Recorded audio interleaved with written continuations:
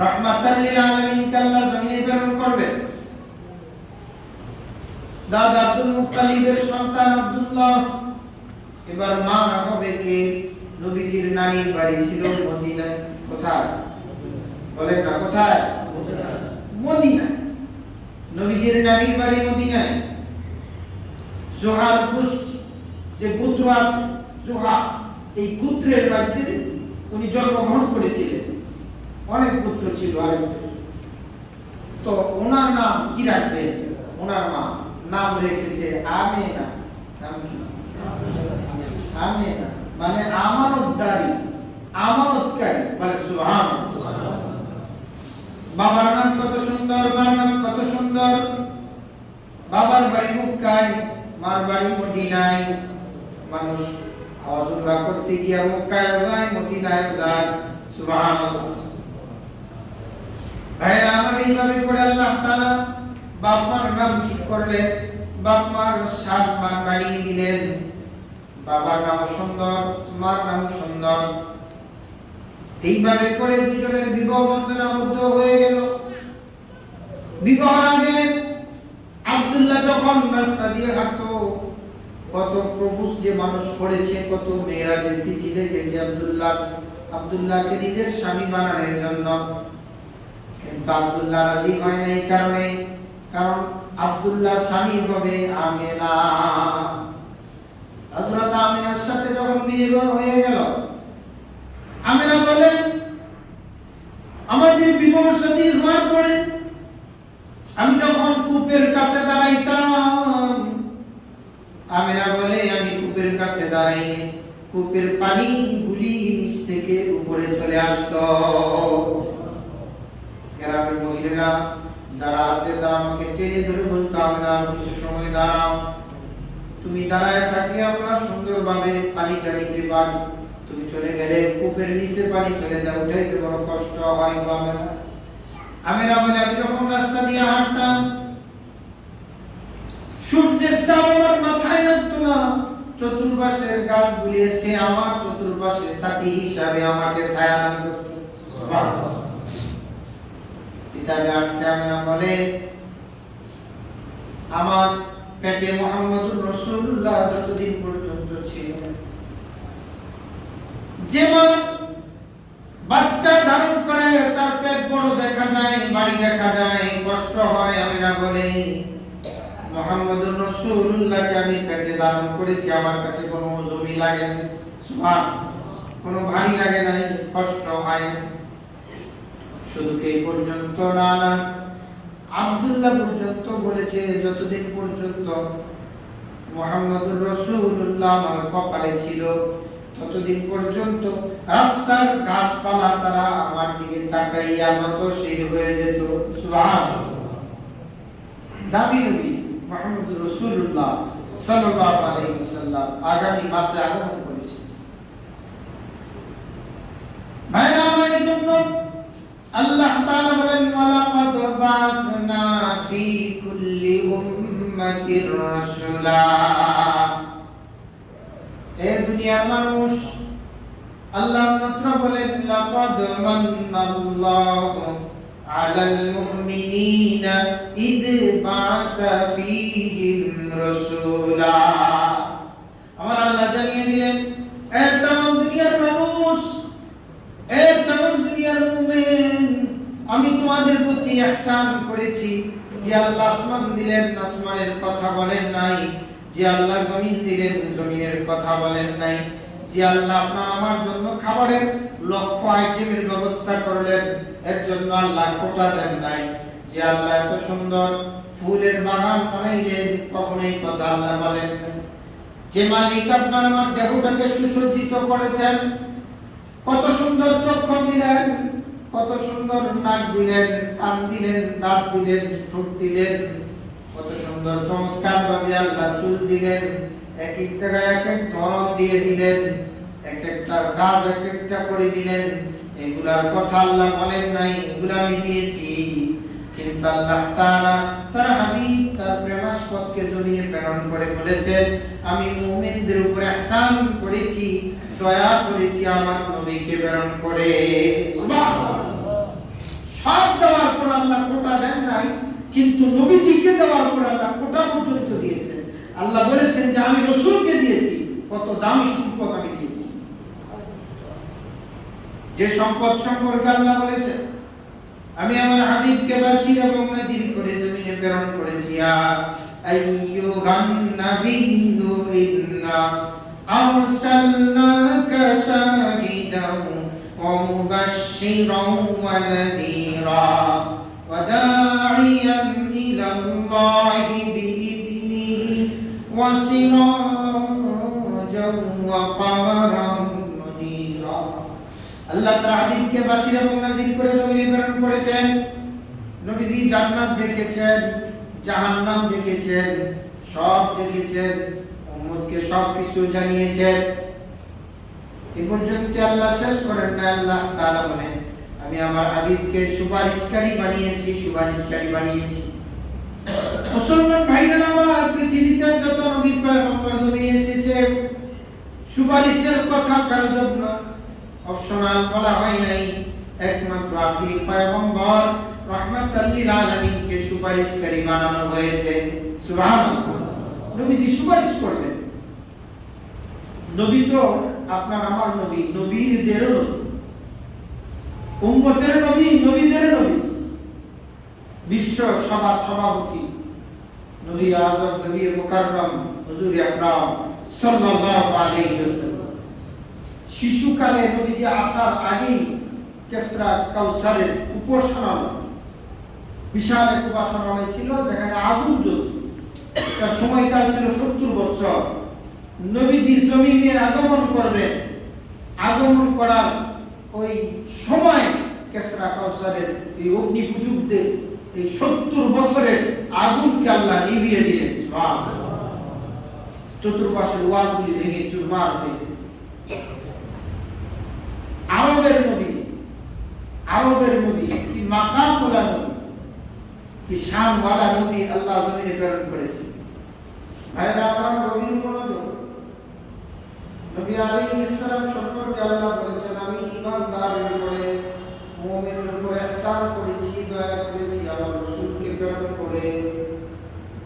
আগেকার জামানায় যত নবী পয়গম্বরকে আল্লাহ জমিনে প্রেরণ করেছেন, কোন নবী সম্পর্কে আল্লাহ এই কথা বলেন নাই যে আমি আমার নবীকে প্রেরণ করেছি, তোমাদের উপর রহম করেছি।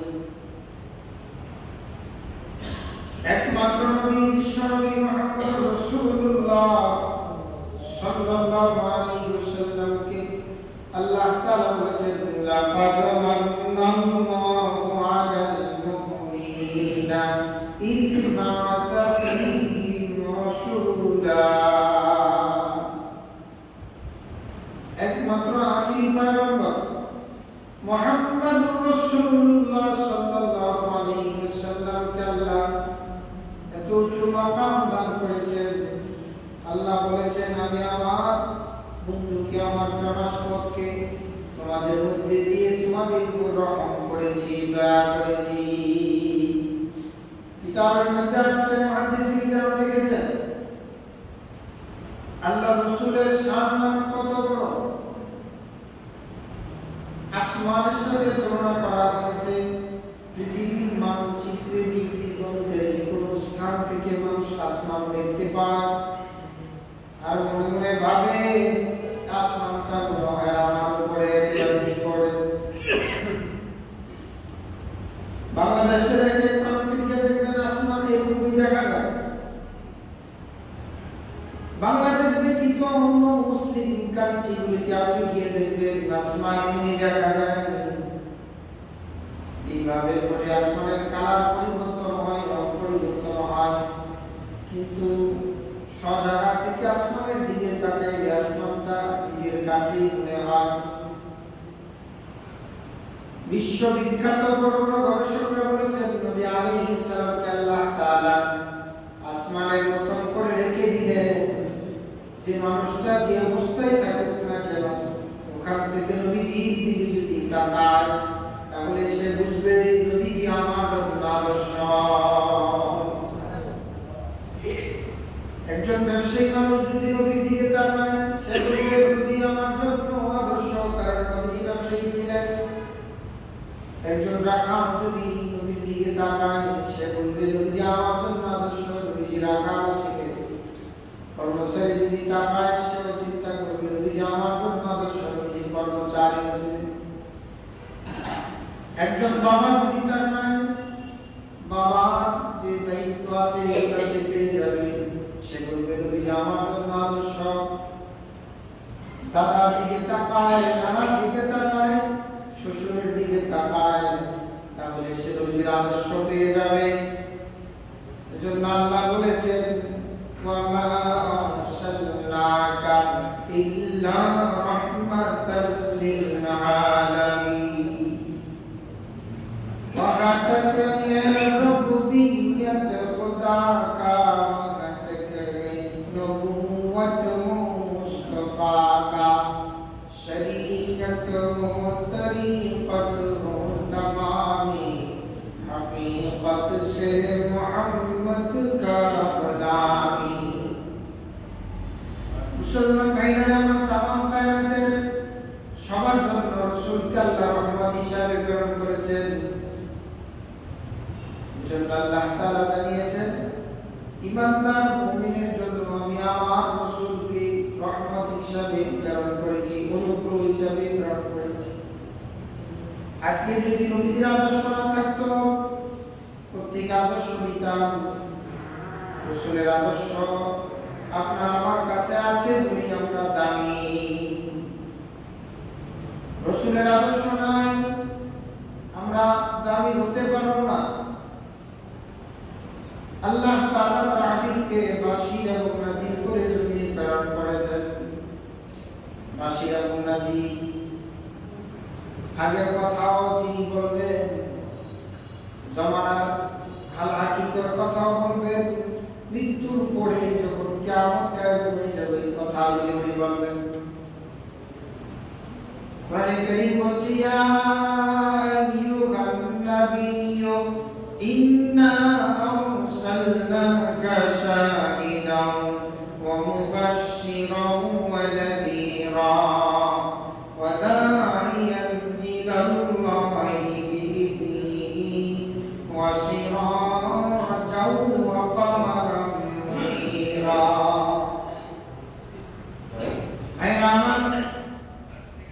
আল্লাহ তাআলা হাবিবকে বাশীর এবং নাযীর করে প্রেরণ করেছেন। আসমানের সাথে তুলনা করা হয়েছে। আসমান তাম পৃথিবীর সব জায়গা থেকে দেখা যায়। নিজের কাছে মনে হয় নবীজি আদর্শ যে যে প্রান্ত যে যে অবস্থা থেকে যদি ধারণ করে মনে হবে নবীজি আমার জন্য আদর্শ। তো ভালো করে মাথা খাটিয়ে খেয়াল করে শুনুন। এমনি এমনি আল্লাহ বলেন নাই লাকাদ মান্নাল্লাহু আলাল মুমিনিনা ইয বা'আথা ফীহিম রাসূলা। আল্লাহ তাআলা জানিয়ে দিলেন এই দুনিয়ার মানুষ ঈমানদার মুমিনের উপরে আমি রহম করেছি, দয়া করেছি আমার প্রেমাস্পদ রাসূলকে দুনিয়াতে প্রেরণ করে। রাসূলটা কেমন সুন্দর ছিলেন, কেমন আদর্শবান ছিলেন, কেমন চরিত্রবান ছিলেন, মহামানব। পৃথিবীর মানচিত্রে লেখা লিখতে শুরু করেছে।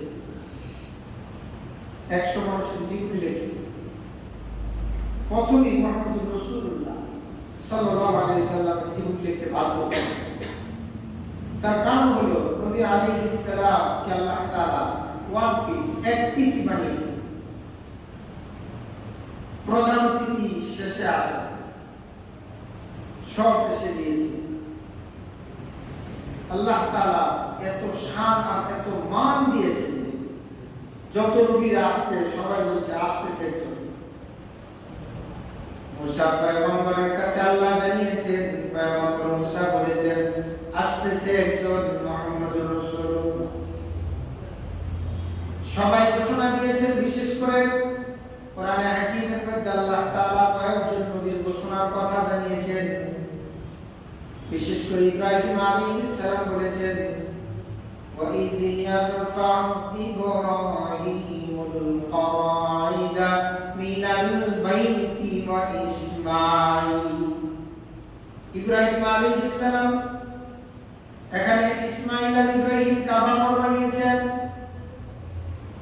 ইব্রাহিম আলাইহিস সালাম দোয়া করেছিলেন, আল্লাহ আমার বংশ থেকে তুমি যে নবীর কথা আমাকে শুনিয়েছো আখির পয়গম্বর মুহাম্মদুর রাসূলুল্লাহকে জমিনে প্রেরণ করো।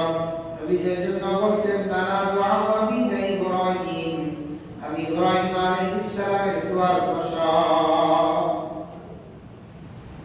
ভাইরা আমার, সাইয়েদনা ইব্রাহিম আলাইহিস সালাম একজন নবী, একজন পয়গম্বর, আল্লাহ পাকের দরবারে বড় দামি একজন পয়গম্বর। ইব্রাহিম আলাইহিস সালামকে আল্লাহ তাআলা দুই রহমতের পানি, বরকতের পানির মালিক বানিয়েছেন। ইব্রাহিম আলাইহিস সালামের সন্তান, দুই সন্তান, এক সন্তান ইসমাঈল আলাইহিস সালাম। ইসমাঈল আলাইহিস সালামকে আল্লাহ তাআলা মাকাম দিয়েছেন। কি মাকাম দিয়েছেন? জমজমের কূপ ইসমাঈল আলাইহিস সালামের পায়ের আচরণে আল্লাহ তাআলা এখান থেকে উঠাইছেন। এজন্য ইব্রাহিম আলাইহিস সালামকে বলা হয় উনি জমজমওয়ালা, জমজমওয়ালা, কারণ ওনার সন্তান এর পায়ের আঘাতে আল্লাহ জমজম দান করেছেন। সুবহানাল্লাহ। আমাদের মুসলিম মিল্লাতের জাতির পিতার সন্তান ইসমাঈল আলাইহিস সালাম জমজমের কূপ যার ওসিলায় আল্লাহ উঠিয়েছেন, এজন্য ইব্রাহিম পয়গম্বরকে বলা হয় জমজমওয়ালা। তারপরে 46তম বংশ ইসমাঈল আলাইহিস সালাম থেকে নিয়ে নবী আলাইহিস সালাম পর্যন্ত 46তম পুরুষ মুহাম্মদুর রাসূলুল্লাহকে আল্লাহ ইব্রাহিম আলাইহিস সালামের বংশে প্রেরণ করেছেন। এই ইব্রাহিম আলাইহিস সালামের বংশের সর্বশ্রেষ্ঠ পুরুষ মুহাম্মদুর রাসূলুল্লাহকে আল্লাহ কাউসার দান করিয়েছেন। এজন্য ইব্রাহিম আলাইহিস সালামকে বলা হয় উনি দুই কূপের অধিকারী। এক নাম্বার হলো জমজমওয়ালা, দুই নাম্বার হলো কাউসারওয়ালা।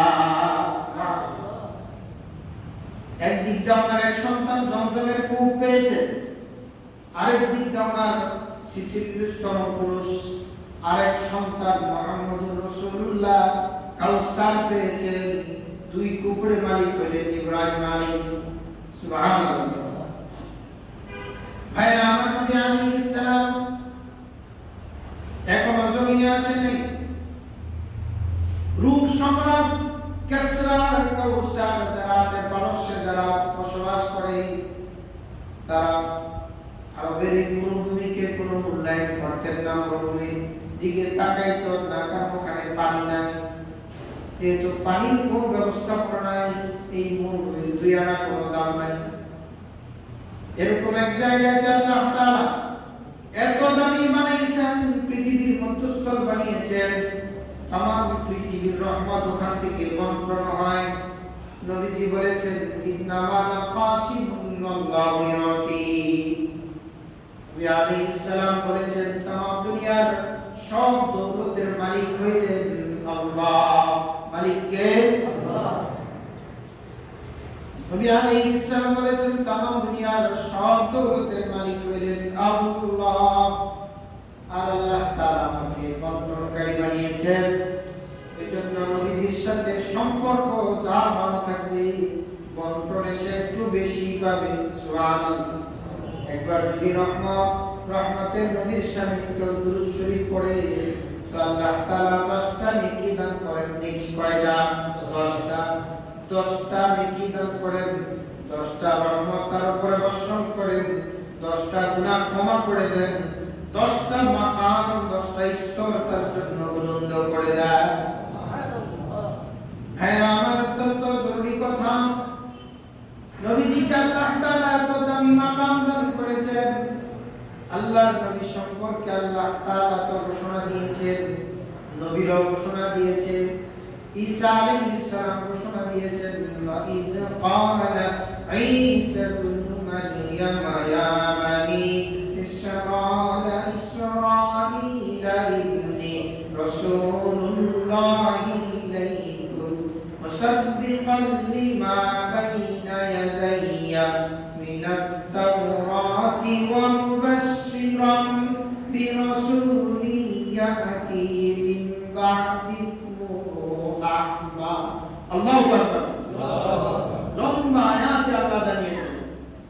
ঈসা পয়গম্বর ঘোষণা দিয়েছেন, শোনো শোনো, যারা তোমরা তাওরাতকে অনুসরণ করো, যারা তোমরা আমি ঈসাকে নবী হিসাবে মানো, আমার পরে একজন আসবেন, আমার পরে যিনি আসবেন তার নাম হবে আহমদ।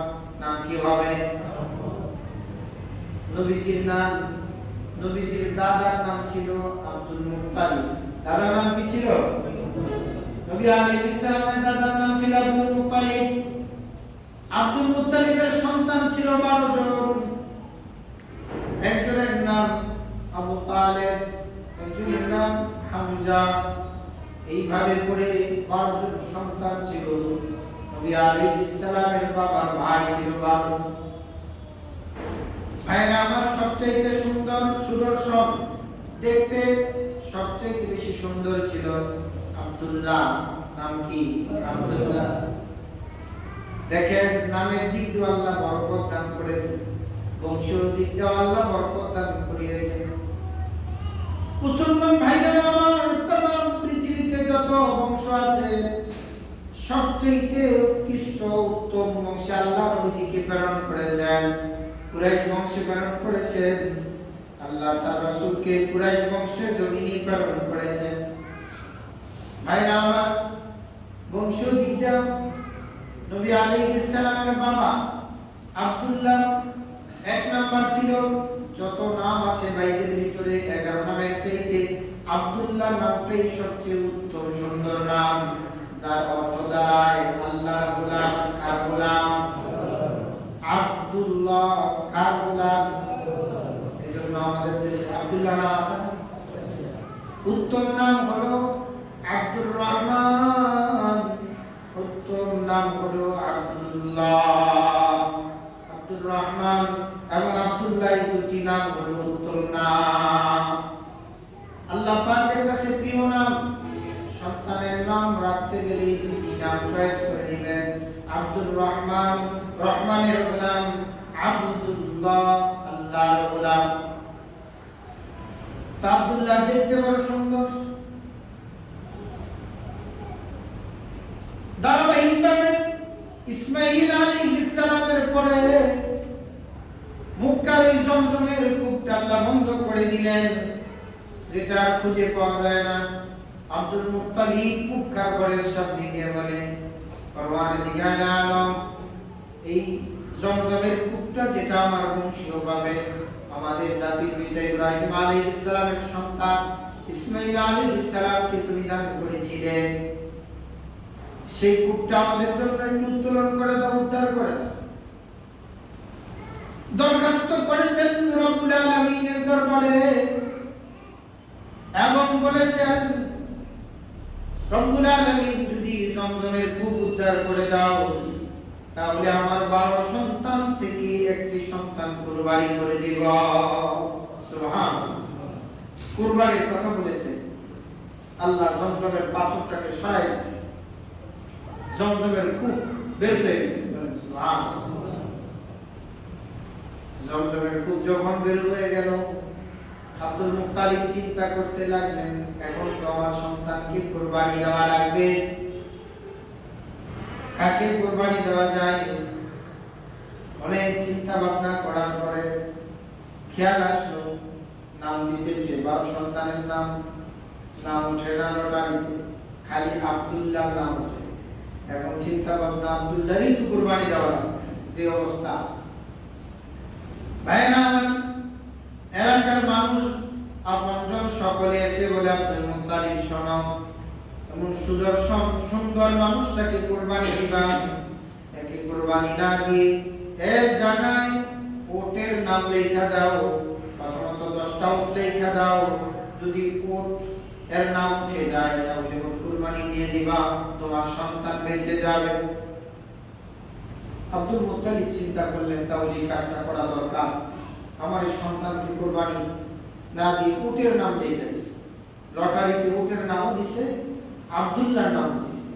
তো বারবার লটারিতে 10 উট লিখছে, তো এখানে লটারিতে নাম উঠতেছে, আব্দুল্লাহর নাম, উটের নাম ওঠে না। দ্বিতীয়বার 20 উট দিছে, তাও আব্দুল্লাহর নাম ওঠে, উটের নাম ওঠে না। 30 উট দিছে, তাও আব্দুল্লাহর নাম ওঠে, উটের নাম ওঠে না 40, 50, 60, 70, 80, 90। বিরক্ত হইয়া উনি চিন্তা ভাবনা করতেছেন, ব্যাপার 90টা উট দিলাম, তাও আমার ছেলের নামই ওঠে। কারণ হলো আল্লাহ তাআলা হাবিবে কিবরিয়ার বাবা আব্দুল্লাহকে কম দামে বিক্রি করতে চান না। এজন্য আল্লাহ তাআলা সম্পদ বাড়িয়ে দিলেন, বাড়িয়ে দিলেন, বাড়িয়ে দিলেন। 100 লাখ উটের নাম রেখে যখন দেওয়া হইল, তো 100 লাখ উটের নাম লটারিতে উঠে গেল, আব্দুল্লাহর নাম আর ওঠে নাই। এর দ্বারা প্রমাণ হয় আল্লাহ তার হাবিব সাল্লাল্লাহু আলাইহি ওয়াসাল্লামের পিতার সম্মান বাড়াইতে গিয়া, তার পিতার মর্যাদা বাড়াইতে গিয়া 100 উট পর্যন্ত ঠেকিয়েছেন। সুবহানাল্লাহ। 100 উটের নাম উঠছে পরে 100 উট আব্দুল মুত্তালিব এই এক সন্তানের জন্য কুরবানি করে দিয়েছে। সুবহানাল্লাহ। কুরবানি করে দিয়েছে। একটা উট ওই সময়কালে কত দাম, এখনই কত দাম, আর ওই জমানায় উটই ছিল। 100 উট কুরবানি করছে এক সন্তানের জন্য। তো সন্তানটা কত ভালোবাসা, কত প্রিয়। রাহমাতাল লিল আলামিন আল্লাহ জমিনে প্রেরণ করবে। দাদা আব্দুল মুত্তালিবের সন্তান আব্দুল্লাহ, এবার মা হবে কে? নবীজির নানির বাড়ি ছিল মদিনায়। কোথায় বলেন না, কোথায়? মদিনায়। নবীজির নানির বাড়ি মদিনায়। জোহার গোষ্ঠী যে গোত্র আছে, জোহা, এই গোত্রের মধ্যে উনি জন্মগ্রহণ করেছিলেন। অনেক গোত্র ছিল আরেকদের। তো ওনার নাম কি রাখবে? ওনার মা নাম রেখেছে আমেনা। নাম কি? আমেনা, মানে আমানতদারি, আমানতকারী। বলেন সুবহানাল্লাহ। বাবার নাম কত সুন্দর, মার নাম কত সুন্দর। বাবার বাড়ি মক্কায়, মার বাড়ি মদিনায়। মানুষ হজ উমরা করতে গিয়া মক্কায় যায়, মদিনায় যায়। সুবহানাল্লাহ। ভাইরা আমার, এইভাবে করে আল্লাহ তাআলা বাপ মার নাম ঠিক করলেন, বাপ মার সম্মান বাড়িয়ে দিলেন। বাবার নাম সুন্দর, মার নাম সুন্দর। এইভাবে করে দুজনের বিবাহ বন্ধনে আবদ্ধ হয়ে গেল। বিবাহের আগে আব্দুল্লাহ যখন রাস্তা দিয়ে হাঁটতো, কত প্রভু যে মানুষ করেছে, কত মেয়েরা যে চিঠি লিখেছে আব্দুল্লাহকে নিজের স্বামী বানানোর জন্য।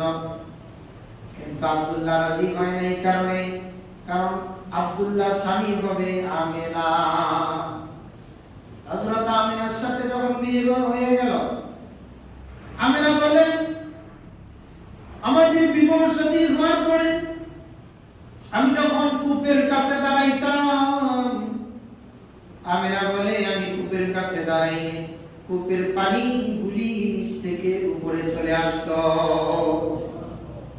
গ্রামের মহিলারা যারা আছে তারা আমাকে টেনে ধরে বলতো, আমিনা আর কিছু সময় দাঁড়াও, তুমি দাঁড়ায় থাকলে আমরা সুন্দরভাবে পানিটা নিতে পারি, তুমি চলে গেলে কূপের নিচে পানি চলে যায়, উঠাইতে বড় কষ্ট হয় গো আমিনা। আমিনা বলে, আমি যখন রাস্তা দিয়ে হাঁটতাম, সূর্যের তাপ আমার মাথায় লাগতো না, চতুর্পাশের গাছগুলি এসে আমার চতুর্পাশে সাথী হিসাবে আমাকে ছায়া দান করত। সুবহানাল্লাহ। কিতাবে আসছে, আমিনা বলে, আমার পেটে মুহাম্মদুর রাসূলুল্লাহ যতদিন পর্যন্ত ছিল, যেমন বাচ্চা ধারণ করে তার পেট বড় দেখা যায়, বাড়ি দেখা যায়, কষ্ট হয়, আমিনা বলে, মুহাম্মদুর রাসূলুল্লাহকে আমি পেটে ধারণ করেছি, আমার কাছে কোনো ওজনই লাগে না। সুবহানাল্লাহ। কোনো ভারী লাগে না, কষ্ট হয় না।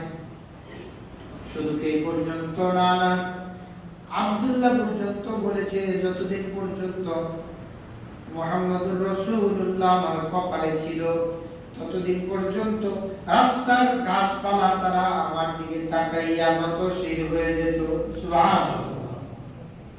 দামি নবী মুহাম্মদুর রাসূলুল্লাহ সাল্লাল্লাহু আলাইহি ওয়াসাল্লাম আগামী মাসে আগমন করেছে। ভাইরা আমার, এই জন্য আল্লাহ তাআলা বলেন, ওয়ালাকাদ বা'আথনা ফি কুল্লি উম্মাতির রাসূলা। এই দুনিয়ার মানুষ, আল্লাহ মাত্র বলেন লাকাদ মান্নাল্লাহু আলাল মুমিনিনা ইদ বাআসা ফীহিম রাসূলা।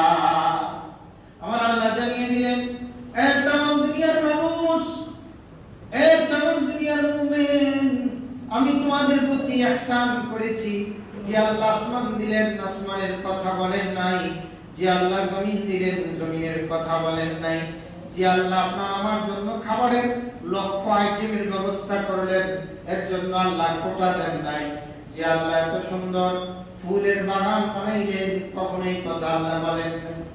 যে মালিক আপনার আমার দেহটাকে সুসজ্জিত করেছেন, কত সুন্দর চক্ষু দিলেন, কত সুন্দর নাক দিলেন, কান দিলেন, দাঁত দিলেন, ঠোঁট দিলেন, কত সুন্দর চমৎকার ভাবে আল্লাহ চুল দিলেন, এক এক জায়গায় এক এক ধরন দিয়ে দিলেন, এক একটা কাজ এক একটা করে দিলেন। এগুলার কথা আল্লাহ বলেন নাই, এগুলো আমি দিয়েছি। কিন্তু আল্লাহ তাআলা তার হাবিব তার প্রেমাস্পদকে জমিনে প্রেরণ করে বলেছেন, আমি মুমিনদের উপর ইহসান করেছি, দয়া করেছি আমার নবীকে প্রেরণ করে। সুবহানাল্লাহ। সব দেওয়ার পর আল্লাহ কোটা দেন নাই, কিন্তু নবীজিকে দেওয়ার পর আল্লাহ কোটা পর্যন্ত দিয়েছেন। আল্লাহ বলেছেন যে আমি রাসূলকে দিয়েছি, কত দামি সম্পদ আমি দিয়েছি। যে সম্পদ সম্পর্কে আল্লাহ বলেছেন, আমি আমার হাবিবকে বাশীর এবং নাযীর করে জমিনে প্রেরণ করেছি। ইয়া আইয়ুহান নাবিয়্যু ইন্না আরসালনাকা শাহিদান ওয়া মুবাশশিরান ওয়া নাযীরা ওয়া দাঈয়ান ইলাল্লাহি বিইذনিহি ওয়া সিরাজান ওয়া কামারান মুনীরা। আল্লাহ তাআলা হাবিবকে বাশীর এবং নাযীর করে জমিনে প্রেরণ করেছেন। নবীজি জান্নাত দেখেছেন, জাহান্নাম দেখেছেন, সব দেখেছেন, উম্মতকে সব কিছু জানিয়েছেন। এই পর্যন্ত আল্লাহ শেষ করেন না। আল্লাহ তাআলা বলেন, আমি আমার হাবিবকে সুপারিশকারী বানিয়েছি, সুপারিশকারী বানিয়েছি। মুসলমান ভাইরা আমার, পৃথিবীতে যত নবী পয়গম্বর জমিনে এসেছে, সুপারিশের কথা কারো জন্য অপশনাল বলা হয় নাই। একমাত্র আখিরি পয়গম্বর রাহমাতাল লিল আলামিনকে সুপারিশকারী বানানো হয়েছে। সুবহানাল্লাহ। নবীজি সুপারিশ করবেন। নবী তো আপনার আমার নবী, নবীদেরও নবী, উম্মতের নবী, নবীদের নবী, বিশ্ব সবার সভাপতি নবী আযম, নবী মুকাররম হুজুর আকরাম সাল্লাল্লাহু আলাইহি ওয়াসাল্লাম। শিশুকালে নবীজি আসার আগেই কেসরা কাউসারের উপাসনালয়, বিশাল এক উপাসনালয় ছিল যেখানে আগুন জ্বলত। তার সময়কাল ছিল 70 বছর। নবীজি জমিনে আগমন করবেন, আগমন করার ওই সময় কেসরা কাউসারের এই অগ্নি পূজকদের এই 70 বছরের আগুনকে আল্লাহ নিভিয়ে দিলেন। সুবহানাল্লাহ। চতুর্পাশের ওয়ালগুলি ভেঙে চুরমার হয়ে গেছে। আরবের নবী, আরবের নবী, কি মাকামওয়ালা নবী, কি শানওয়ালা নবী আল্লাহ জমিনে প্রেরণ করেছেন। অন্যান্য নবীদের নামের ক্ষেত্রে এটার অর্থ বেশি সুন্দর না। মুসা পানির থেকে নির্মিত, পানির নবী।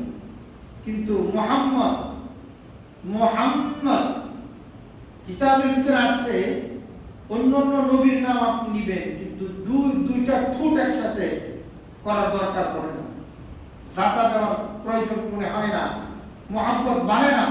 কিন্তু যখনই নবী আরবীর নাম নেবেন, তখন মুহাব্বত বাড়ানোর জন্য আল্লাহ প্রত্যেকের ঠোঁটের ভিতরে জাতা লাগাই দিয়েছে, মুহাম্মদ। সুবহানাল্লাহ। মুসা জবানটা খুলে গেল, ঈসা জবানটা খুলে গেল, নূহ জবান খুলে গেল। কিন্তু যখনই আপনি পড়বেন মুহাম্মদ, জবান খোলা যাবে না, দুই ঠোঁট একসাথে পড়তে হবে। তার কারণ হলো তুমি নবীজির নাম করবা, আখিরি পয়গম্বরের নাম করবা, ঠোঁটে ঠোঁটে রাখবে না, তার হবে না মুহাব্বত। আল্লাহ বাড়িয়ে দিলেন। সুবহানাল্লাহ। ভাইরা আমার, এই জন্য নবীজির সম্মান আল্লাহ বয়ান করেছেন। আল্লাহ তাআলা বলেছেন, ওয়া মা আরসালনাকা ইল্লা রাহমাতাল লিল আলামিন। বাবার নাম বললাম, গোষ্ঠীর কথা বললাম, মর্যাদার কথা বললাম, তারপরে নবীজি আগমন করবেন এই জমিনের উপরে। নবীজি আল্লাহ প্রেরণ করবেন। আসমান ডাক দিয়া বলে, আসমান ডাক দিয়া বলে, আল্লাহ আখিরি পয়গম্বরকে তুমি আমার আসমানে পাঠাও। জমিন বলে আমার কাছে পাঠাও। চন্দ্র বলে আমার আলোতে পাঠাও। সূর্য বলে আমার আলোতে পাঠাও। তামাম দুনিয়ার সব জায়গা আরজি পেশ করেছে। আল্লাহ তাআলা তার হাবিবকে জমিনে প্রেরণ করবেন এমন একটা সময় যখন সূর্য আছে, চন্দ্র আছে। সুবহানাল্লাহ। সূর্যের আলো আছে, চন্দ্রের আলো আছে, রাত আছে, দিন আছে, মিশ্রিত অবস্থায় জমিনে আল্লাহ পাঠিয়ে দিলেন। মুহাম্মদ আরবি জমিনে আসার পরে জিবরাইল আমিন আকাতে করে সুন্দর করে মাগরিব থেকে শিমাল পর্যন্ত তামাম কায়নাত ঘুরিয়ে নিয়ে আসলেন। তামাম কায়নাতের সৃষ্টি জগতের সবাই দেখতে চেয়েছেন রাহমাতাল লিল আলামিনের চেহারা। এজন্য আল্লাহ ঘুরিয়ে নিয়ে এসেছেন। এজন্য কবি বলেন ওয়াতাকে রুবুবিয়্যাত খুদাকা ওয়াতাকে নবুওয়াত মুস্তাফা। তামাম দুনিয়ার যতটুকু এরিয়া আছে, যত বড় এরিয়া আছে, এরিয়ার দীর্ঘ যত বড়ই হোক না কেন, নবীজির নবুয়াতি পাওয়ার ওই পর্যন্ত চলবে। সুবহানাল্লাহ। বিশ্ব নবীর উম্মত আমরা আমাদের নবী বিশ্ব নবী রাহমাতাল লিল আলামিন। ছোট গোত্রের নবী নয়, দেশের নবী নয়, বিশ্ব নবীকে আল্লাহ এত দামি বানিয়েছেন। বহু আগে থেকেই পরিকল্পনা। ইব্রাহিম আলাইহিস সালামের দুয়ার ফসল হিসাবে আল্লাহ 46তম পুরুষ নবীকে পাঠিয়েছেন। ওই ধারাবাহিকতা আল্লাহ তাআলা কিভাবে এত সুন্দর করে এই গোত্র থেকে গোত্র, এই জামানা থেকে আরেক জামানা, এই পুরুষ থেকে আরেক পুরুষ পর্যন্ত একদম গ্যারান্টি সহকারে হালাল ভাবে স্পষ্ট এত সুন্দরভাবে আল্লাহ এই রক্তের ধারাবাহিকতা রেখেছিলেন। এর ভিতরে বিন্দু মাত্র কোনো ফোঁটা পড়ে নাই। বলেন সুবহানাল্লাহ। এইভাবে করে জমিনে মুহাম্মদুর রাসূলুল্লাহ আসলেন। ইনশাআল্লাহ ধারাবাহিকভাবে আমরা যেহেতু সামনে রবিউল আউয়ালের চাঁদ,